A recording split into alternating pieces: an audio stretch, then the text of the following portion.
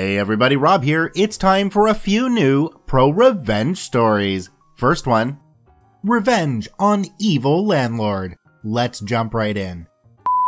When I was in university, I'd heard stories about horrible landlords of student housing, but hadn't experienced it myself until third year, when it felt like we got 3 years worth of shitty landlords all in one go. It began when I heard noises in the wall behind my bed at night. I brushed it off for a while until I realized that it was an animal in the wall.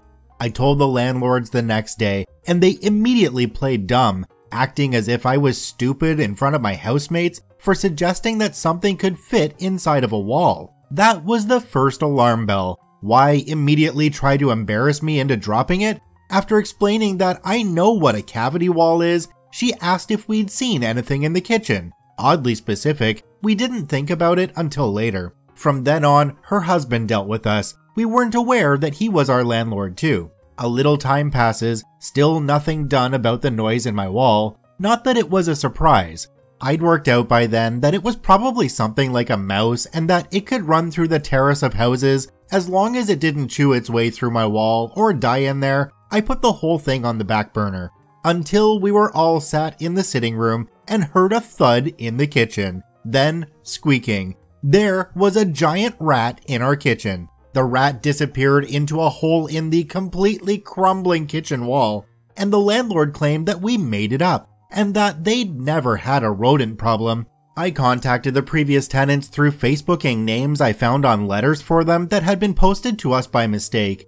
The property had had a rat problem for the last 3 years before we moved in at least. I set a rat trap and caught one, took photos, and sent them to the landlord to tell him to sort the problem out. He told us that because there was a line in our contract about the landlord not paying for pest control, the contract specified wasp nests, etc., we didn't even think about rats when we signed it, that we'd have to pay the hundreds of pounds to fix it. He'd knowingly written that into our contract so he wouldn't have to pay out, instead of fixing the kitchen wall and the exterior wall where the rats were getting in. To cut the rest of the setting the scene part of the story short, we called the council, who sent a pest control team. While on their visit, one of the men took my housemate to one side and told her that our landlord is evil and he is known for getting nasty. They told him that it wasn't our fault that there were rats, it was his, and he screamed in my face until he was bright red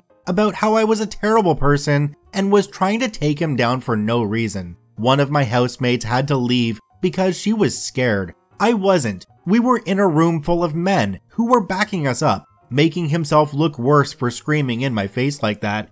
I'm female and was 22 at the time, about half his size. He tried to sue us for slander. It isn't slander if it's true, so swing and a miss. Now for the revenge. It was written into our contract that we had to be notified 24 hours in advance if anyone needed access to the house, which included house viewings. I began my mission: stop any other students from getting stuck in this hellhole. The house was being shown by agents, so it made it fairly easy. I left the rat traps in prominent places, casually explaining why we needed them if asked, and if I felt I was being too subtle, making a few shows of, "Oh gosh, please ignore the rat traps. The landlord said he'll fix the kitchen wall where they get in, but hasn't gotten around to it, so we have to catch them." I was honest about the mold problem in the bathroom. When I found out they were planning on increasing the rent by £100 a month, I made a point of saying something like, "Well, it's just about worth the rent I was paying." I made sure to say his name so they wouldn't get away with using his wife's name as a front, while his reputation for aggression stayed hidden. The agents never said anything to me directly, and because we had to be notified, I could always make sure I was home when there was a viewing. My housemates fully supported my revenge, but I was the woman of action in the house. When I'm sure I'm in the right, I will do what's necessary to make things right. That was until they tried to turn up unannounced one day, not even knocking, just unlocked our front door and walked in. Luckily, I was in the house and kicked them out for not informing us and told them that they were in breach of our contract. If the shitty landlord could use it to beat us with, two can play at that game. No new tenants had signed for the house by the time we were free of that hellhole. It's been 2 years now though, so I have no idea what happened to the rat house. There's a lot of landlords out there that just need to be revealed for the scum suckers that they really are. Good work, OP. On to our next story. Got everyone paid out and one of my proudest moments. Let's jump right in. So, I used to work for a power line clearing tree service. We did lots and lots of hours of chainsawing all tree species underneath and near power lines during winter and summer, and herbicide work in spring. It was grueling work in northern Minnesota with bugs and winters, especially when you had to walk through feet of snow all day long. Anyways, I was a foreman at 20 years old, running 8-man crews, having to do all the training for new hires. I was pretty confident in the work, even clearing the big trees next to 200k voltage lines. It was part of my forestry and wildfire program to be experienced doing these things.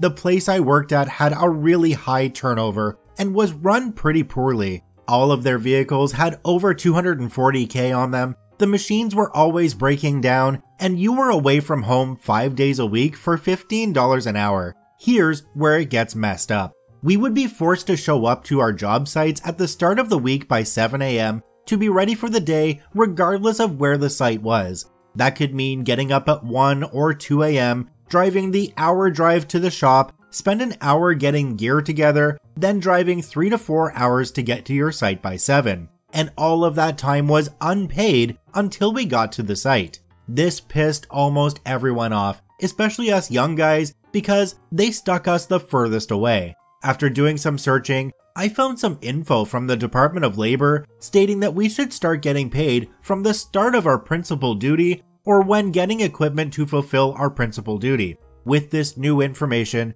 I got a hold of my general foreman and mentioned what I found. Of course, like all things there, it was brushed off and never mentioned. After a month of nothing, me and one of my other coworkers decided to get a hold of the CEO of the company, 100 to 300 person company, and mention what we found in the DOL information. He listened to what we said and said he'd have a talk to his corporate lawyer to figure it out, since it must be legal not to pay us, because if it was, his lawyer would have never allowed it. So fast forward to our next meeting, and as you'd expect, he said he didn't need to pay us out. Me being me, I didn't back down and mentioned I'd have to call the Department of Labor and open a case to get this resolved. He quickly was taken back and said he'd need to have one more conversation with his counsel to see for sure. Upon our next meeting, he came back at us with an envelope. Inside was a contract and a $1,000 check to not bring this up. My coworker and I were pissed and said this needed to be rectified for the whole company, and that if it wasn't, we'd be forced to make the call. He was taken back but stuck to his guns. With his choice made, I made the call and began to open a case. The state said that through a loophole, he was in the correct, but by Federal Department of Labor standards, he was not. So the case was opened and the worker said it could take a while for these investigations to be resolved. As we waited for this situation to start, the management very clearly tried pushing me out, making me no longer take company vehicles and never had me stop at the shop, instead delegating to other coworkers. I quit shortly after as I had another job lined up and forgot all about the situation. Fast forward 6 months and I received a letter in the mail from my old company. I opened it up and to my shock, it was an $800 check. This was as big as it was because statute of limitations goes back 2 years. I called several other people I knew from the company and asked if they had received money, and they all had, and some of their checks were bigger than mine. So in the end, my own research bested their lawyer, got me paid out, got tons of other people paid out, and changed how they ran the place for everyone else. Best revenge ever, and one of the prouder moments in my life at a very young age. OP stated that they did an extra 3 to 5 hours work per day for this company without getting paid, but they only got an $800 check in the mail. Something seems a little bit off on this, and I think OP really needs to follow up a little bit further on it. On to our last story. Unjustly fire me? Let me take down your business real quick. Let's jump right in. This happened a few years ago and still makes me giggle with glee to this day. I'm a 34-year-old female who has always been a bit of a tomboy. I like cars, sports, and reptiles. When I was 25, I wanted a career change and finally follow my dream of working in an auto repair shop as a painter, like my father always did. To start my education, I needed to already have a job at an auto repair shop as an intern. So I searched and called a lot of companies to see if they had spots. There were literally several companies that laughed at me because there's no place for a woman on the work floor. Disheartened, I tried one final company who said he'd take a chance with me. I was thrilled. I was promised lots of opportunities to learn and a steady job after graduation.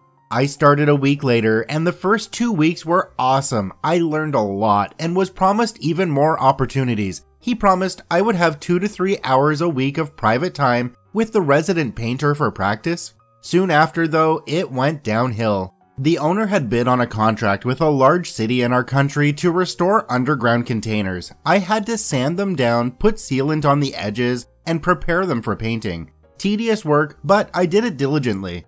The promised practice time never happened. After a while, all I did, day in, day out, 8 hours a day, was sand down underground containers. By the end of the day, my hands and wrists were numb from the vibrations. This, by the way, is illegal. You're not allowed to sand with a pneumatic sanding machine for more than 4 hours a day, in my country, as it causes severe wrist and hand issues. After several months, the contract with the city ended, and I hoped my promised practice time would come. But no, it didn't. I was given jobs that had nothing to do with my education. I was told to do jobs that a contractor should do, like put rebar in front of the windows, repair the sliding doors, repair walls, and other small things. Basically, nothing to do with my desire to become a painter. After 6 months of doing literally nothing that I could count to my education, my boss called me into his office. He told me he was fed up with my attitude. He made a mistake hiring me. I was fired on the spot. I was heartbroken and cried the whole way home. I didn't get it. I put 110% into my job, working hard, always on time, staying late if needed, and never complained. I didn't understand what happened and was pretty down for a while. However, several days later, I found out I was pregnant, which helped me get over my downness. We had been trying for over a year, so we were ecstatic. When the time came that my final paycheck should come in, nothing happened. A week after it normally came in, I called, but was told to not complain and it would be transferred shortly. 2 weeks later, still nothing. Called again and got a very irate boss on the line, cussing at me and calling me things I will not repeat here. I was fed up and contacted my lawyer. Here comes the revenge part. In my country, there's apparently a few laws that my boss broke without me even knowing about them. First, you're not allowed to fire somebody without reasonable cause. You need to document bad behavior and give the employee a write-up. After 2 write-ups, you're allowed to terminate. My boss never did this. Unlawful termination can end in a fine, and the employee has a right to get as many monthly pays as the employment contract would have continued if the employee wasn't terminated, which would mean I had a right to another 6 months of pay. Second, you must pay the final paycheck within a week of termination. We were now going on week 4. After the first week, an employee is entitled to compensation of up to $100 per day of not receiving their paycheck, meaning I was now entitled to at least $2,100 extra pay. My lawyer wrote up a letter to my boss stating we would be pursuing my legal rights. He didn't respond. A week later, we sent another letter increasing the compensation for late payment as we went. After a month of my lawyer not getting any response, suddenly I received my pay. No compensation, nothing, just basic pay. My lawyer recommended to go to small claims court, and so we did.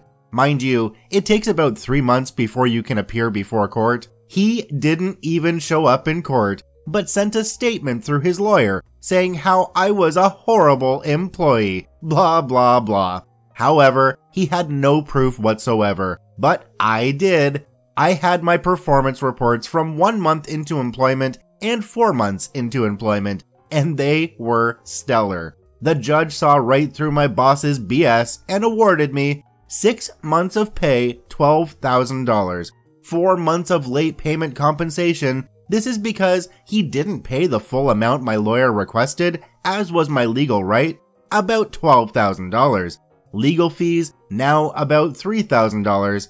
I was paid the same week. He was then also charged with a fine for violating employment laws. He had to pay $50,000. This resulted in the Employment Bureau, this agency makes sure companies comply with employment laws, etc., investigating the company. They discovered the building I worked at was unsafe. The foundation was unstable, walls were crumbling and tilting. He was told to make repairs or they would close him down within a month. By accident, they discovered he was also cheating on his taxes, so IRS got involved. He got charged with embezzlement and tax evasion for both of his companies. He had to pay back all taxes he evaded, plus a 100% fine, coming to a staggering $250,000 over several years. He didn't have that kind of money, and after struggling for about 2 months, which resulted in him not paying his other employees, he went belly up.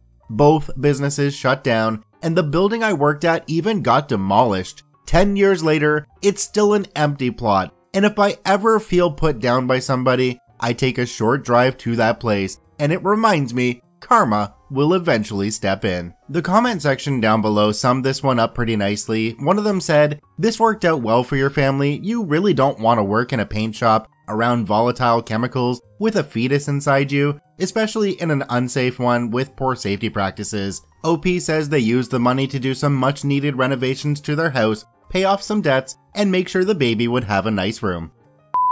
I want to thank all the OPs for posting their stories to the Pro Revenge subreddit. You can visit them at the links in the description below. Please go there and give them all an upvote.